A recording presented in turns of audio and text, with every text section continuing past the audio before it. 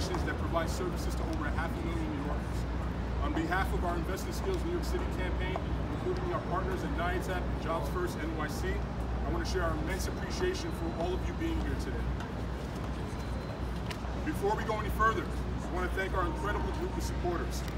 First, our 4 New York City Council champions, Councilmember Carlina Rivera, Antonio Reynoso, Ritchie Torres, and Mark Treyger, and Helen Rosenthal. I also want to thank the following council members who continue to support our communities: Justin Brannon, Margaret Shin, Brad Lander, Steve Levin, Carlos Menchaca, Keith Powers, and Donovan Richards. Please join me in a round of applause for these incredible leaders. Invest in Skills New York City is a citywide coalition that understands the economic imperative of investing in a skilled workforce for New York State and New York City. This coalition aims to make workforce development an economic priority and achieve policy change that streamlines the workforce development system through significant, sustained state and local investment. Today, we are here to urge Mayor Bill de Blasio to include $70 million for bridge programs in the final budget for FY 2020.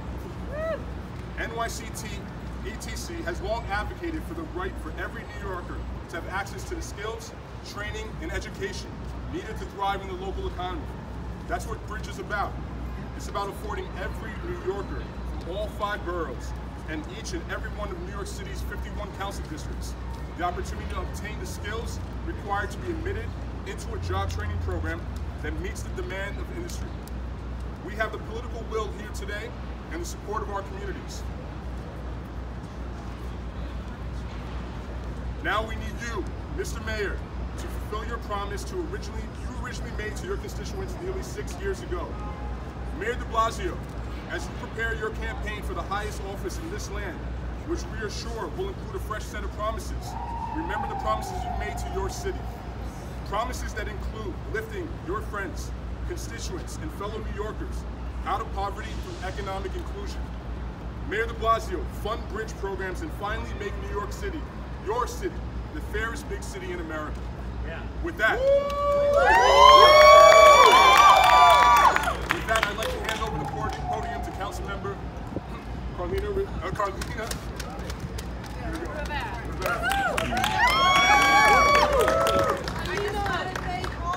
All of you for being here. I know that you are taking time out right now because we have a message to deliver to City Hall, to the West Wing, okay?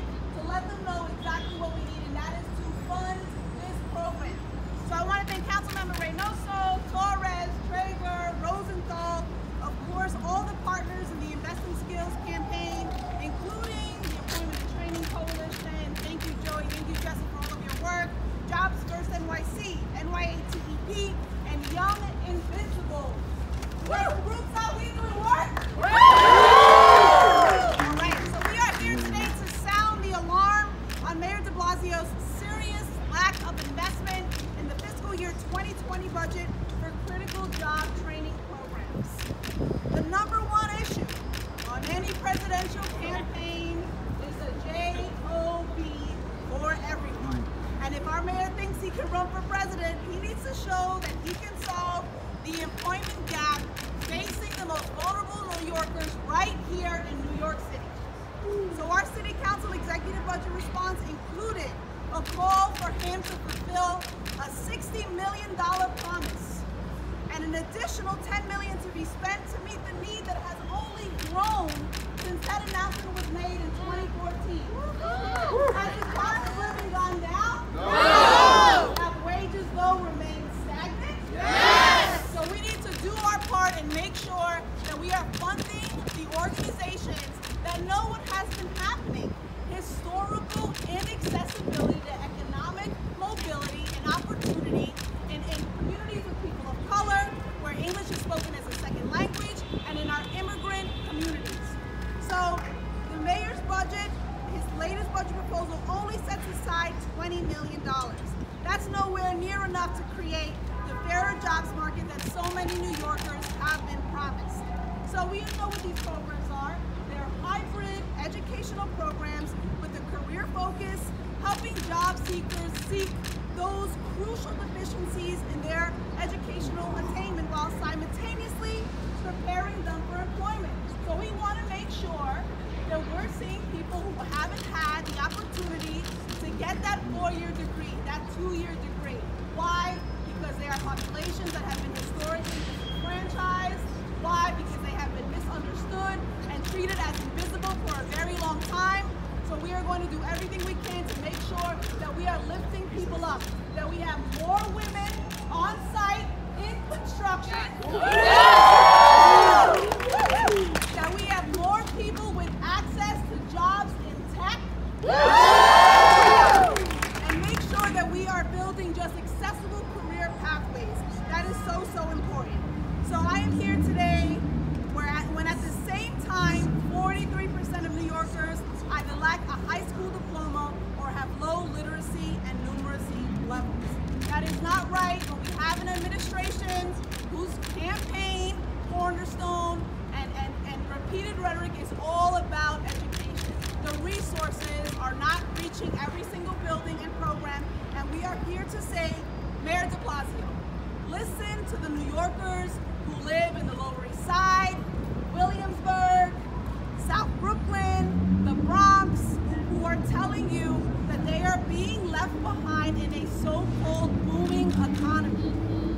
And this is the economy that they already contribute to every single day.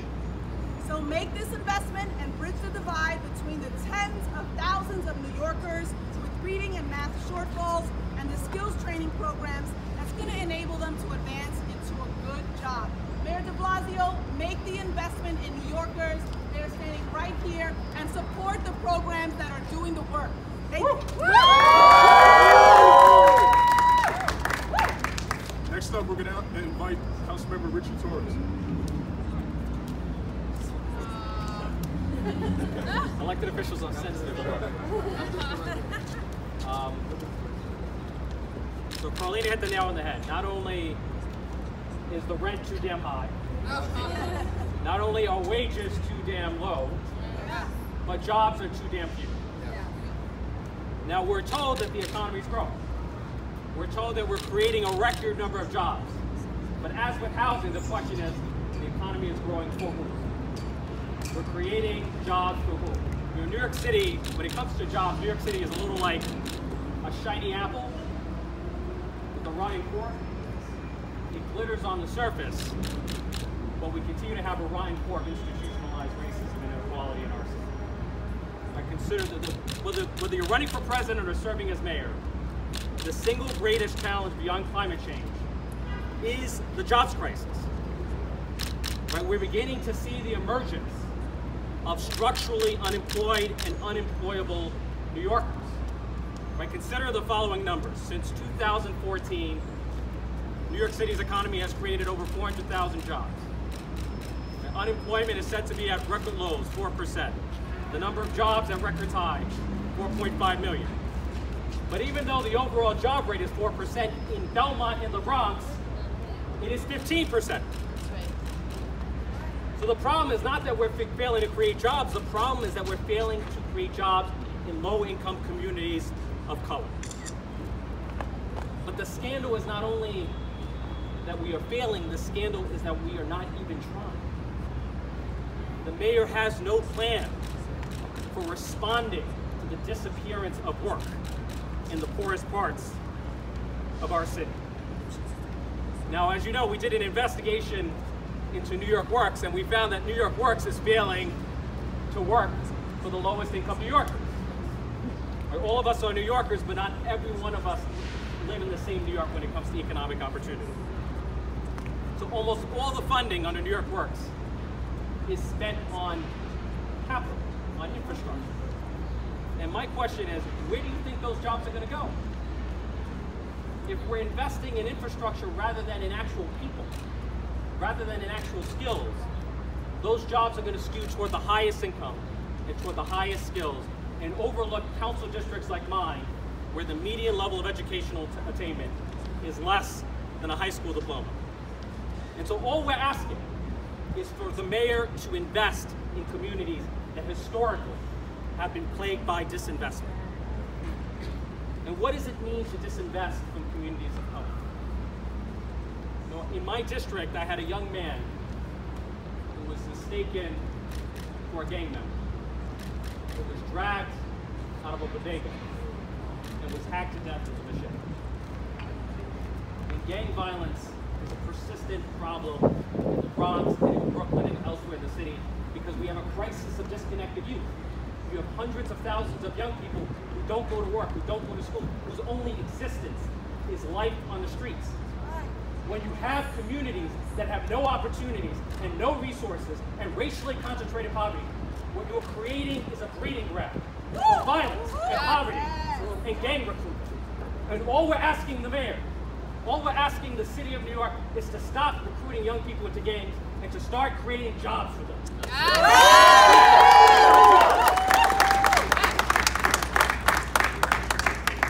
The mayor said that he's promised us the fairest big city in America. Nothing promotes fairness more than creating jobs for those who need it the most. And so it's time for the mayor to invest in a real jobs plan, $70 million for bridges to better jobs. God bless.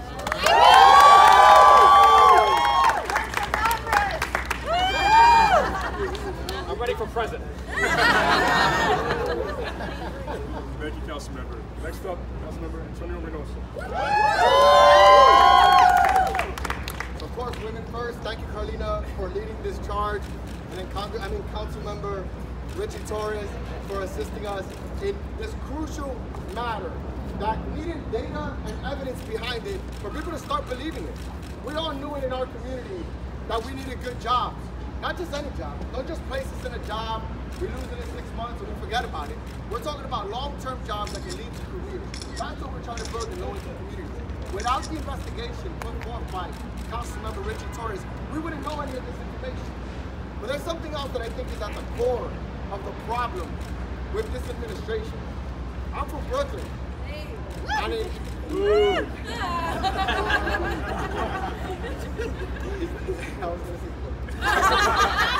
but in Brooklyn, we have something called word is bond. You can't hold your head up high in my neighborhood if you make commitments and you don't follow through. That's just not how it works in Brooklyn. The mayor made a commitment to invest $60 million in my neighborhood, and he didn't follow through. We're not asking him to do us a favor and give us, we're not even asking for new money. We're just saying do what you say. It's the least you can do, is follow through, because your word is bond. And it's very difficult for us to hear from a progressive mayor that he wants to go on to bigger and better things when he can't even take care of his own here. We're not gonna let him walk through Brooklyn with his head high. You gotta earn those stripes where I'm from. So your word is bond, follow through on your $60 million that you committed. And because you've been taking so long, another $10 million for interest.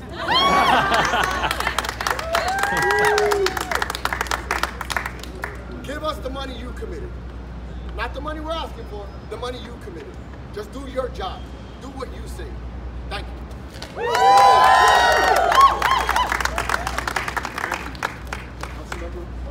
Yeah, Mark. Brooklyn? Yeah, I'm also from Brooklyn. Yeah. From Coney Island. I want to thank, of course, my colleagues who have been really at the forefront of this effort, all the great advocates and champions here. You know, the former teacher in me feels compelled to assign a vocabulary test to Mayor de Blasio. I am not sure if he knows what bridge programming is. I don't think he does. When my colleague exposed the fact that their jobs plan was a jobs plan for the very few, it really called into question whether the administration understands the gravity and importance of bridge programming. We have a moral obligation to meet people where they're at. Let me give you my district, for example. My district was devastated by Superstorm Sandy. But even prior to Superstorm Sandy, we had our fair share of challenges. In Coney Island, we have double than the city's unemployment rate. We have some real socioeconomic challenges in my district.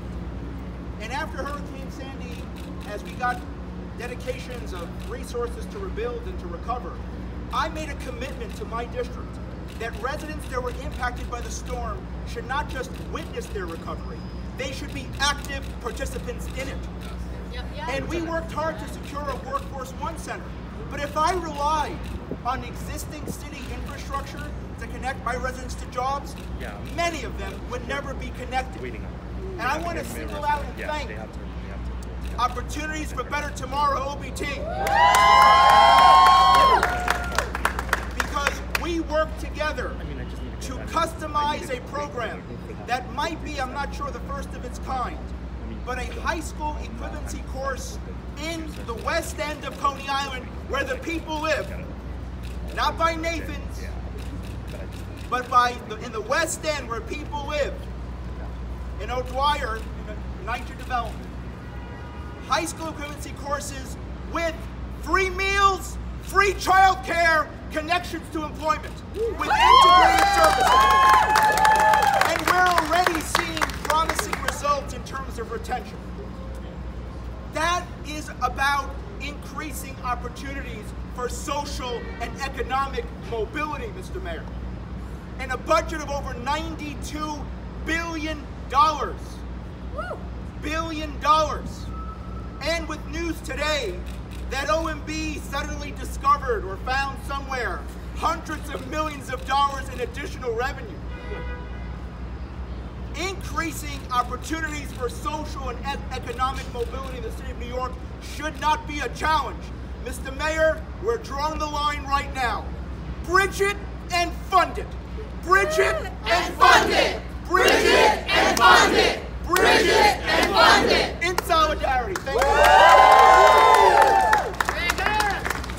Thank you. Last but not least, Councilmember Helen Rosenthal. Thank you. Thank you for inviting me to your press conference. Let's look at reality. Under the Obama administration, the economy grew. And during that time, who is it that benefited? I would argue it was the 1% and possibly the middle class. But now we're looking at a time when the economy is starting to stagnate. And we're not going to be having the money coming in like we did, or like the mayor is now announcing an extra $400 million. No, it's going to start to get tougher. And who's going to suffer? Who's going to suffer at times as times get tougher? So who is it that benefited when times were good? And who is it that's going to suffer as times are going to get worse? When this mayor ran for office, he ran on a platform of lessening the economic divide, of acknowledging the fact that we had a tale of two cities and we were going to lessen that divide. And the truth of the matter is, under this economy, the divide's only grown bigger. Now, in a sector I look at, which is human service workers, which are the women who take care of our children, our seniors, those who have disabilities, their wages have stayed flat, and in terms of the economy have gone down over time. The truth of the matter is that if we want to have a successful jobs program, that it can't be one that is run through Workforce One. Workforce One is just too general and has not had the successes that the mayor has promised. I mean, under any mayor, not just this one. The truth of the matter is that you need organizations like the one that Mark referred to, Opportunities for a Better Tomorrow. You need organizations like Non-Traditional Employment for Women. CEO, a phenomenal program for people coming out of jail. For Scholas. Why is that? Building together. Well, the reason is because look at the people behind me. These people are engaged in the economic development programs that are given to them. These are the people who need exactly these programs. These programs are meant for them. And these are the programs we have to invest in, because these are the programs that not only help people get their jobs, but help them stay in those jobs. I'm fully supportive of the Bridges to Jobs program. And I'm grateful to all the organizations here for standing here in the hot sun, to my colleagues who have been championing these programs for years, and of course, to you who's pulled it all together. Keep up the good fight, I'm with you. All right, so, what do we want? Bridges to what? Better jobs! When do we want them? Now! All right, so we want them now, and we want to thank each and every one of our council members that are here present today that are amplifying the voices of the most vulnerable communities across our city. Thank you for taking the charge. We really, really appreciate it, and we know that you're going to continue to go with us until it's in the budget. So, my name is Evelyn Ortiz. I am the Deputy Director of the New York Association of Training and Employment Professionals. We are a state workforce association. Woo! And also co-lead of the Invest in Skills New York City campaign, who is also co-led by Jobs First NYC and NYCETC. Now, what's important right now is that we understand that economic development in our city cannot occur without the human capital to support it. The pool of individuals must be filled with New Yorkers from our local communities. There is no reason whatsoever that why we need to outsource talents from other locations, other states, when we have good talent in Far Rockaway, in Bushwick, in the Lower East Side, in the South Bronx, right? There's no need for that. But what we do need is that we need to make sure that we actually help to support the individuals that live in those communities. The individuals that right now, unfortunately, are the working poor of our population that are struggling to make ends meet. And I'm sure most of you can relate to that. I myself, as an immigrant, and as a daughter of immigrants who was raised in Brooklyn, had to see my parents struggle each day to pay the rent, struggle to make sure that their kids could survive. It has not changed. It has only gotten worse. People being pushed out of their communities. And what we're saying today is that bridge programs are the way. They are a pathway to support individuals so that they can strive and they can finally be able to support their families. So now, today, I am here to actually bring up an individual who can talk to you more about the challenges that they undergo, that local communities undergo. And I would love to welcome Dr. Liliana Polo-McKenna, CEO of Opportunities for a Better Tomorrow. The sun is shining on Bridge Program.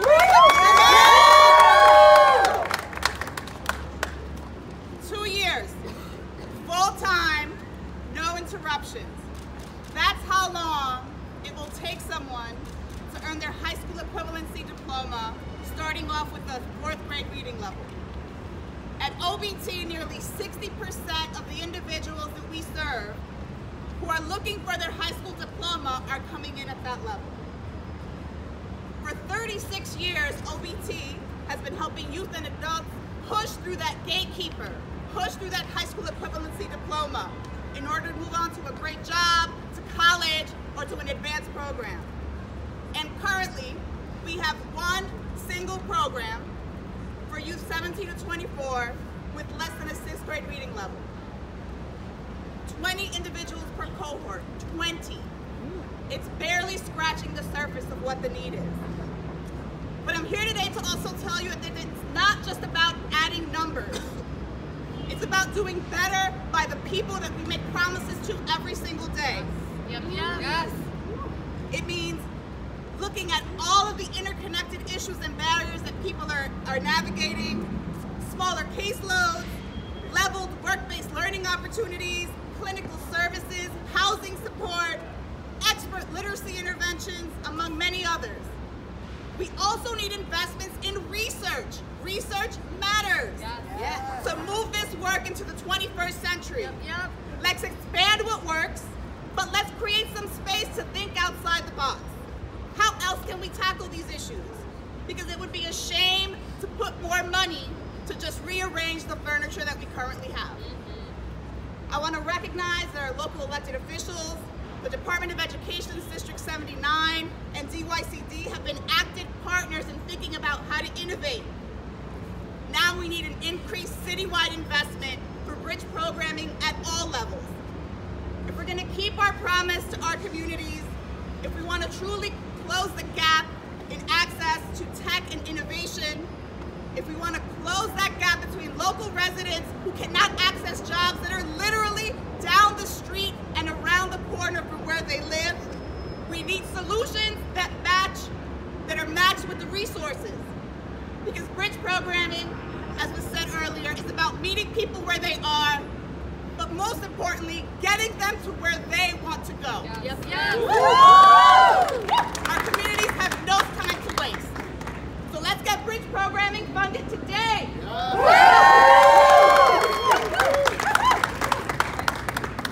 the gap.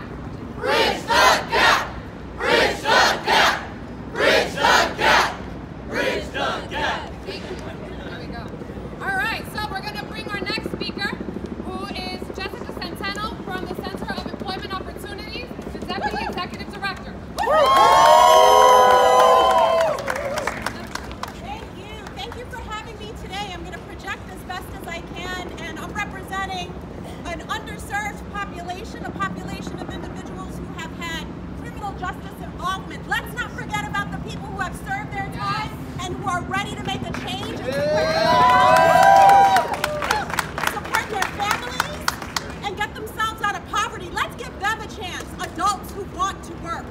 So while technology and other macroeconomic factors have changed how we work, poverty, failed educational policies, discrimination, mass incarceration have compounded some of the challenges that New York City residents are facing today. Our mission at CEO is to make sure that those who are coming home from prison, probation, parole, recently released from incarceration, have an opportunity to secure employment. And over the last decade, we've invested substantially in increasing and quadrupling the job trainings that we have. However, much of the city's workforce funding we're seeing is going towards young adults, ignoring a large number of adults who struggle to find entry in today's workforce and today's economy. For this group who have criminal records, they're merely one of several barriers that they're facing. They're dealing with family members who they need to support, lack of formal education, and a lack of training and skills.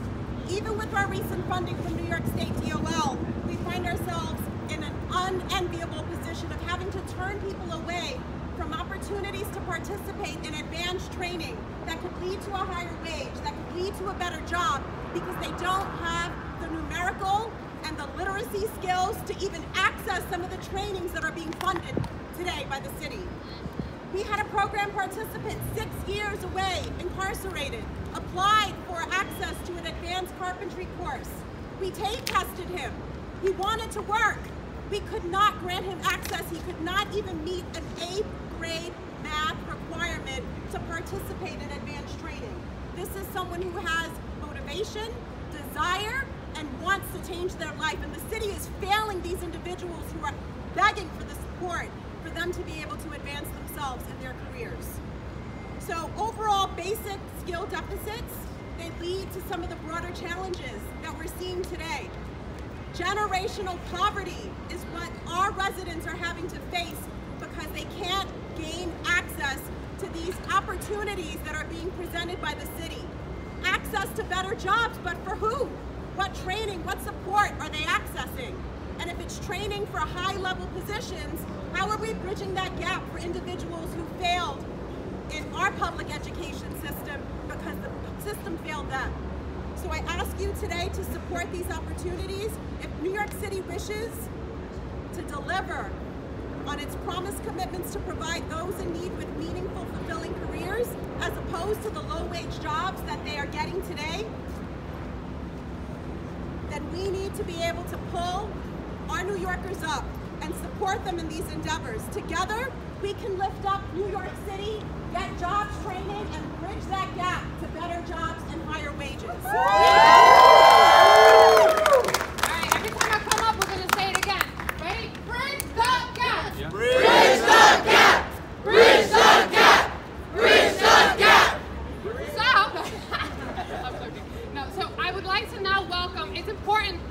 for you to understand what's going on with our local community-based organizations, but it's also important that you hear about the success of bridge programs. You need to understand the impact that these programs are having on the lives of individuals. So right now, I would like to welcome Stephanie Tossas, who is a graduate of Opportunities for a Better Tomorrow.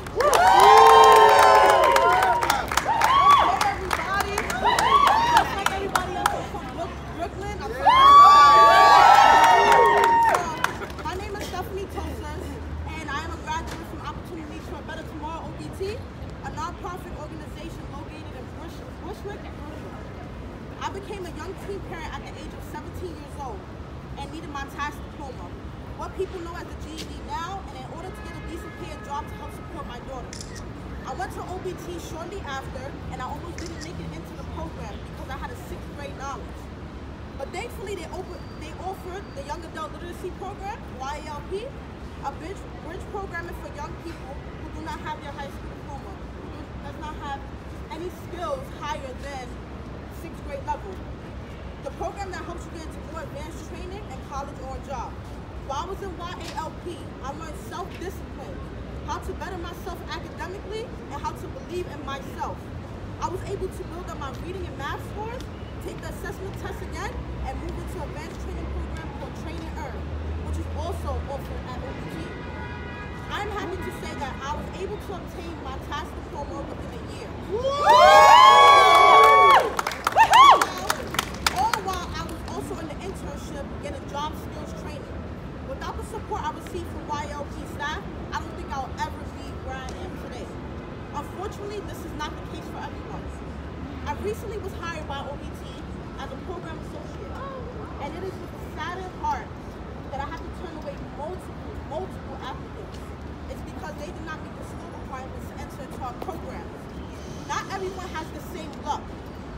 I did just because there's not enough bridge programs to serve everyone that walks through our doors. I really want to see my community progress and thrive. But the only way that can happen is if the city invests in more bridge programming. Mayor de Blasio, you have the power to grant this same opportunity to others just like me that desire a better job to help support their family. We can't do this without you. And we are counting on you to make this happen. Yes. All right. All right, all right. Woo, woo, woo. And to close off our program, we have yet another participant who's a graduate of Scholas, and we would like to welcome Sam Lemfadli. Yeah. Hi everybody, how you doing today? So my name is Samuel Lemfadli. I'm an alumni of Scholas and General Assembly's Web Development Immersive program. I was, prior to going into the program, in various levels of customer service jobs. Actually one very close by here. It's about 12 p.m. right now, and right about now I'd be opening my teller window to tell somebody their bank account balance, thinking about the second job that I had to work later that night in waitressing, dreading going to it, and dreaming about all the things that I knew I could actualize if I had the skills.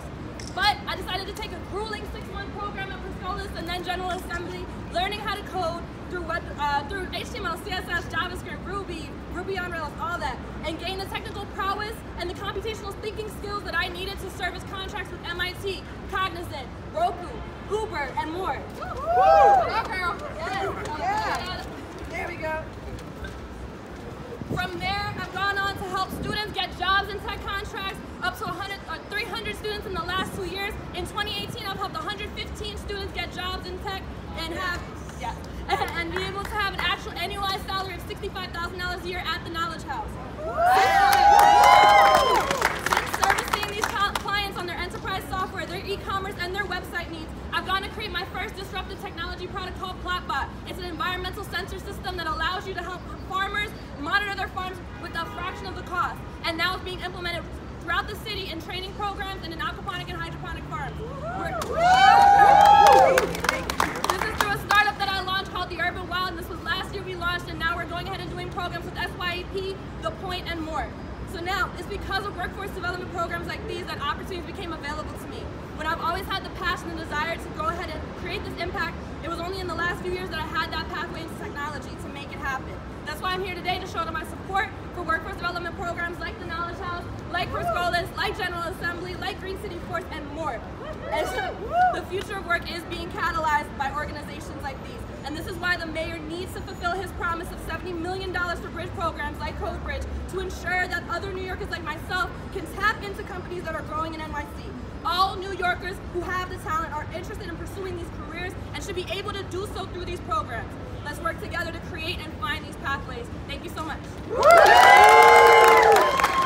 on behalf of the Invest in Skills New York City, I was going to say committee, but campaign, and the rest of our council members and the rest of our entire coalition that is up here, we want to thank you for coming to support us and continue to look forward to seeing us in the news, in the paper, and all over your email. So thank you for everything, everybody.